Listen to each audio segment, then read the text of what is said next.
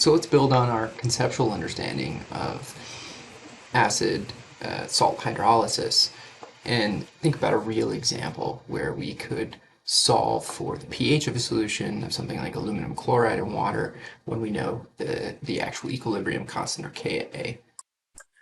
So we'll set up an ice table. So hopefully this isn't radically different than anything that you've done before. It's just a slightly different reaction, and really it's not that different. This could just be considered HA, and this be A minus, and we are reacting that with water to make H3O plus, but everything else is identical. So we'll assume we have zero point 0.1 molar as our starting, our initial condition of the acid, the hydrated metal ion. We can fill out the rest of the ice table. All of this hopefully looks exactly the same as what you'd done before for a weak acid.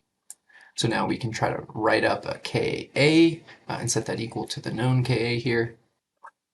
And that should look something like this, which again almost always ends up being x squared over the initial minus whatever that change in x.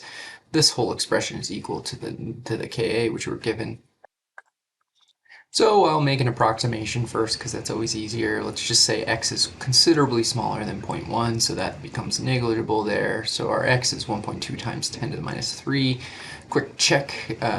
So I'll take that x and divide it by our initial concentration and see what percent that is, and it's around 1.2. So we're less than 5. We'll call that a fair approximation so we can continue to solve.